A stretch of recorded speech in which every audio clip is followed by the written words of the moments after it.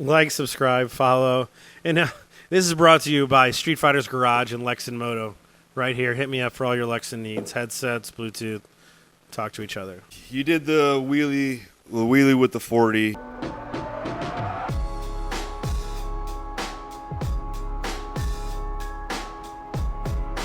You did the wheelie with no front end.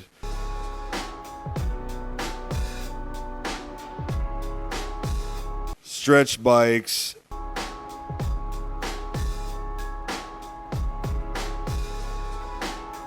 What made you want to get on the Harley scene? What made you go over to the dark side and want to even fathom in the toys with the Harley boys? Is that what we're calling it, the dark side? The dark side. Okay.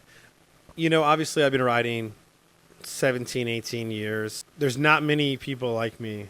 And for some of you, you know, that think bad about me going to Harleys or whatnot, ask yourself, how long have you been riding? And when you get to that 16, 17 year point, if you're actually still doing this and not bored, then let's have a conversation. I'd love to sit down and talk to you.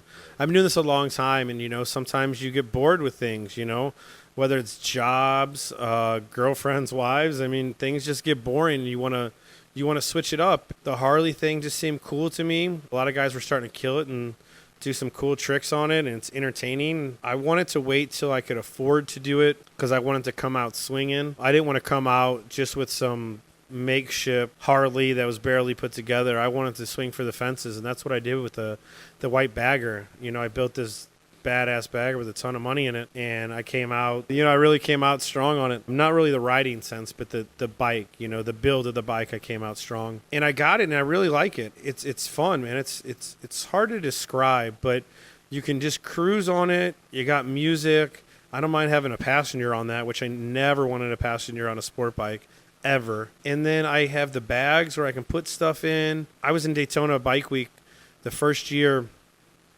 I did a wheelie. There was an unmarked sheriff behind me.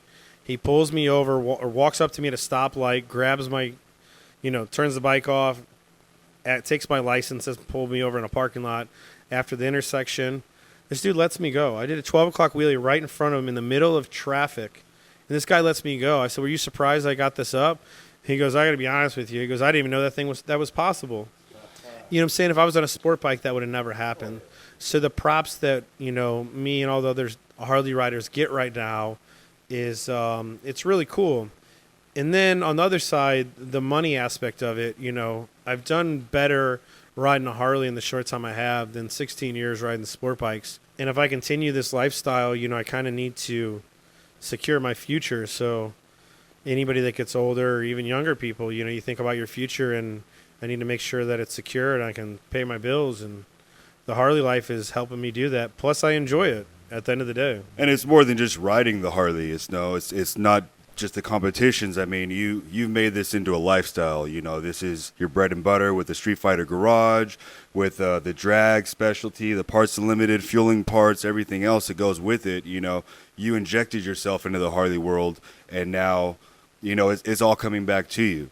You know, as far as the competition-wise, like the Bell Bra, how do you see that going? How do you see that progressing the Harley sport and bringing more light to not just the street Harley guys, but like the competition-wise, like it was back in the day? Is like what was it? The Bike Fest in Florida, or the Bike Bash in Florida, like back in those days. Do you see something like that coming to the Harley scene as far as like what the sport bike scene was back in the day? Stunt Wars? Stunt Wars. Okay. That's some great insight I have for all you guys. A lot of you guys probably aren't going to like what I'm going to say. Back in the day, Stunt Wars was a competition that lasted from probably 2001 to 2009, possibly. But in the early years, the crowds were insane. Now, granted, that was before social media, before YouTube, before any of that. So the only place people could really see it was, you know, in the stands at an event.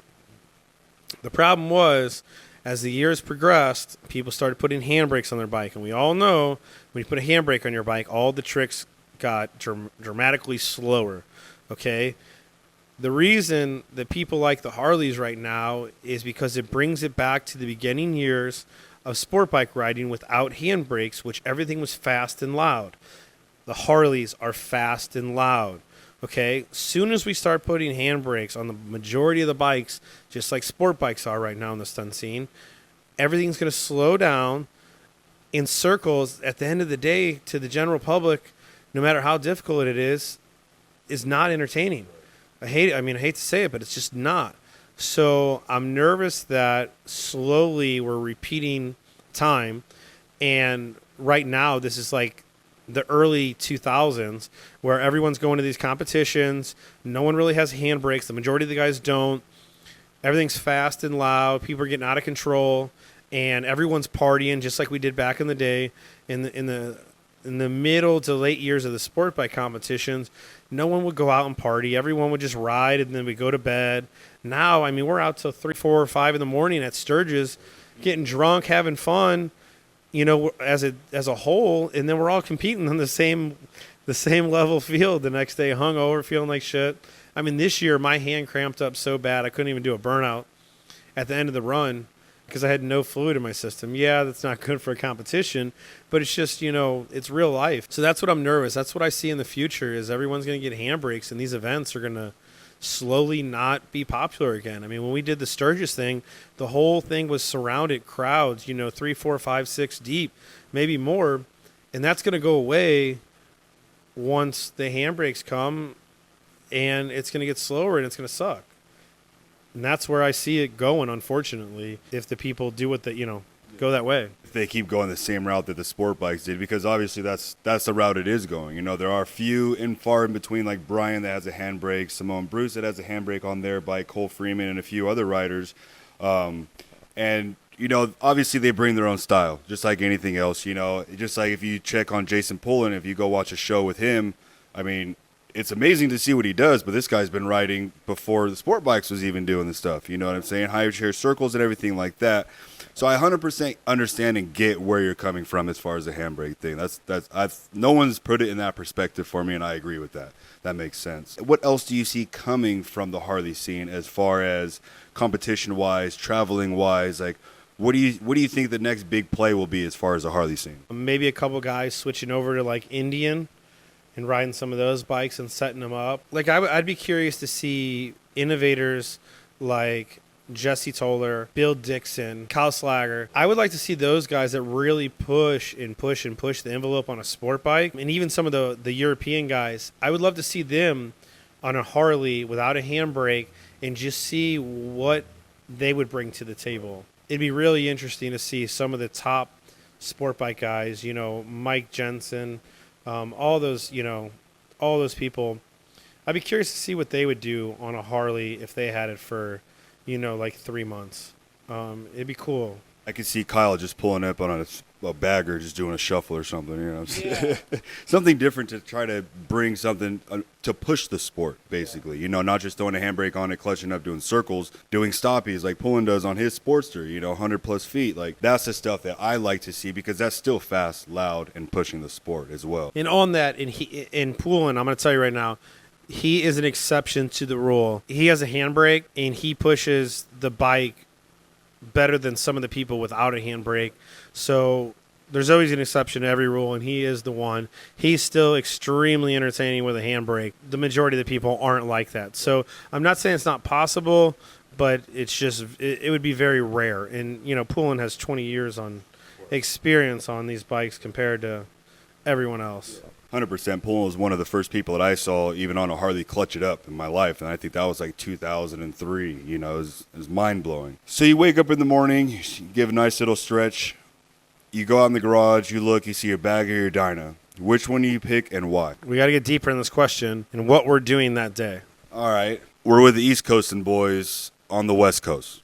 West Coast, probably going to go bagger because it's a lot more curvy roads, just cruising. I'm going to do that. If it's like an urban city environment, I'm going to go Dyna.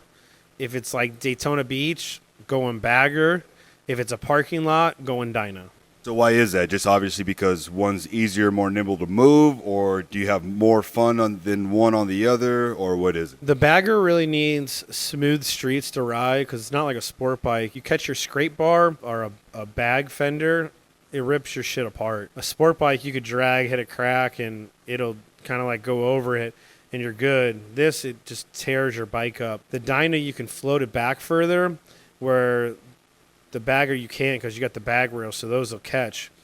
So the Dyna, I can float it back on some rough terrain and not be worried about catching the fender and ripping it apart. And then for the, like if I'm out in Cali and you got these long rides, the bagger's just better. You got louder music, big fairing in front. It's more comfortable. It's just a better vibe. Same with like the beach. It's just a cooler vibe. You got music. Not that you can't have music on the Dyna, because we can get Plex audio for you too. Hit me up. I got the link. I'm better on the Dyna. The bagger's fun. I mean, it's just, each one of them has their own vibe.